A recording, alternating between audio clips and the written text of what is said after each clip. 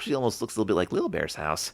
And it's like a big snow-covered scene, and the paper underneath it has a big 28 on it, instead of a grid with all the days. It says 28. Is that supposed to be like for the end of February? It's really interesting because this particular year, 2026, was not a leap year. We only had 28 days in February. But the book said that Toad had been asleep since November, so why would his calendar have a snow scene in it already if he hadn't changed his calendar since November? And why would it be on November 28th? Did he go to sleep right after Thanksgiving, perhaps? Or did he occasionally wake up from time to time and not sleep through the entire winter? I don't know. I'm not quite sure what that 28 means. But on the Apple TV version, they don't even talk about how long Toad has been asleep, and they don't even mention being asleep since November. Instead, Toad just simply says, I would like to go back to sleep, Frog. Wake me up at 1/2 spring. Huh. 1/2 spring instead of 1/2 May. So they don't want to get specific about the months at all, apparently. Interesting. 1/2 spring. Let's see.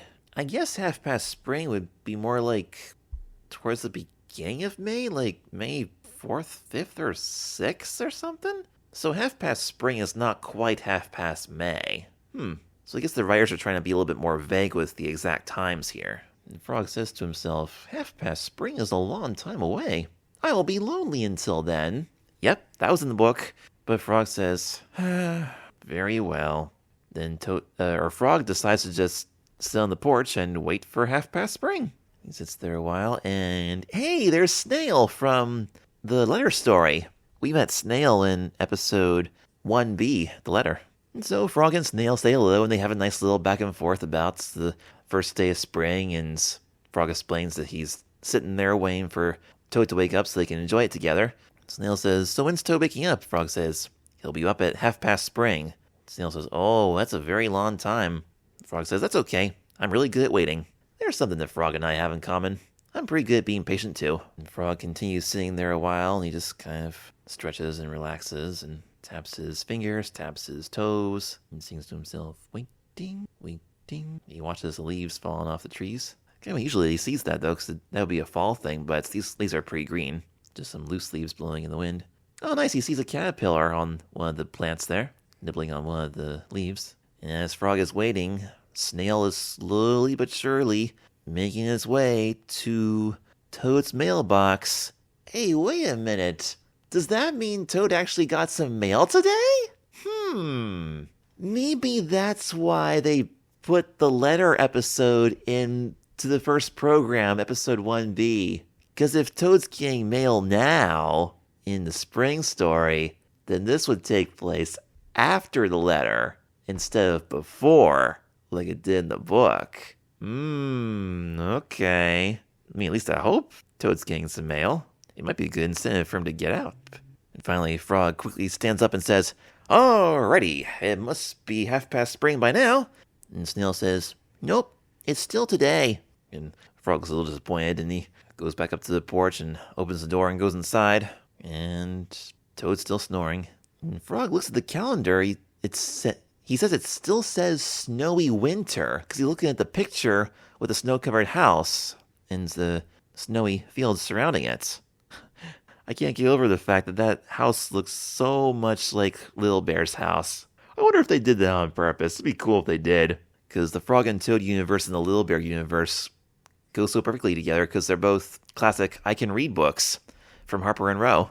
Now in the book, the calendar still had the November page on top, but here we just see a picture with a snow-covered scene representing winter. So maybe Toad went to sleep in December instead of November, because that would have been the beginning of winter.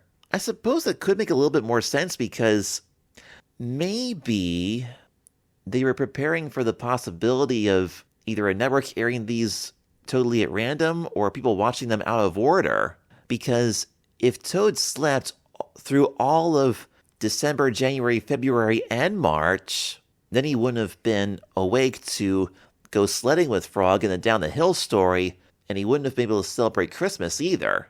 Now, I totally get it that the spring story is the very first book story in the book series, and the stories of Down the Hill and Christmas Eve came later in the third book, Frog and Toad All Year, and that was after the whole spring thing got resolved. So that makes sense in terms of continuity, but I wonder if maybe they were trying to play it safe with this one and set it up in a way that Toad could at least be awake for part of December so that he can play in the snow with Frog, or at least try to, and celebrate Christmas, and then go into his hibernation. That might be. If you guys have any theories on this, let me know your thoughts. So anyway, Frog's trying to think of a way to convince Toad that it's half past spring. And he looks at the calendar again, and then he comes up with a sneaky idea. He says, I will tear off those calendar pages and then wake up Toad. And he almost knocks over 2 books and a rock from the top of that shelf there, that chest of drawers. He carefully sets them back down, and Toad's still asleep. Okay. And Frog says to himself, I am good at waiting, but sometimes you just gotta hurry spring along so your friend can join you. And then very carefully and quietly, Frog starts tearing pages off of the calendar, trying not to wake up Toad. Oh! Well, that answers my question. That must be February 28th. Because Frog tore that page off and then it goes right to 1. Yeah, there we see a snow-covered log for number 1. Some snow-covered leaves for 2. Little snow frog with 3. More snowy branches on 4. Snowflakes on 5, which we only see for a split second before it cuts back to Toad. And Frog tears off a few more. What was the picture for 10? That went by pretty quick, too. Okay, it's snow-covered mushrooms, alright. And that was 10, and then 11 we see flowers all of a sudden. So apparently, in this version, the Apple TV version, Toad went to sleep on February 28th, and now it must be March 11th. And then Frog brings the calendar over to Toad and wakes him up and says, Toad, is half past spring. Oh, half past spring. Oh, well, that threw a wrench into my theory big time. I thought that was gonna be, 28, like an 11-day period that Toad was asleep, because the reason I thought that was the end of February, that page that the calendar was on, was because it said 28, and February is the only month of the year that only has 28 days, except in leap years when it has 29 days. And then we saw Frog tearing off all those pages. Well, the picture did cut back to Toad, but no, because the 10th had snow-covered mushrooms, I thought. Look at that one more time. Yeah, those look like snow-covered mushrooms. So if that's the last page that Frog is tearing off before he gets to the one with the flowers that says 11, I would think that would be March, because March is the transition from winter to spring. Hopefully, anyway. Sometimes it's a little bit colder than it should be, and windier. So yeah, I'm still thinking that the calendar is going from the end of February to the sort of the middle of March, and yet here's Frog saying, Toad, wake up, it's half past spring. My only guess would be that Frog's just using that picture of flowers from the calendar to show Toad what half past spring should look like, and then he's just straight up lying about it actually being half past spring. Because, okay, for those of you who don't know, in the book, Frog tore off all the pages. He tore off the November page, the December page, the January page, the February page, and the March page, and then he came to the April page, and he decided to tear that one off too, so that the calendar said May, and then he brought the calendar back to Toad and said, Toad, wake up, it's May now. So, I mean, he did lie to begin with, but maybe in this version, Frog's doing Toad a favor by putting the calendar to where it's supposed to be. Or, well, no, that's not right either, because March 11th is not the first day of spring, it's the 20th, right?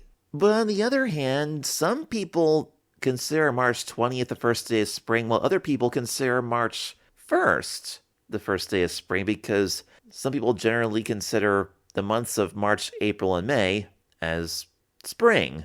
That would be meteorological spring, whereas astronomical spring is March 20th. And if you put the calendar to March 10th or 11th, that is kind of the halfway point between those two, so maybe the writers are just trying to keep a balance between those two ideas of what the first day of spring should be, because the 10th is right between March 1st and March 20th. Well, actually 11th in Frog's case, but close enough.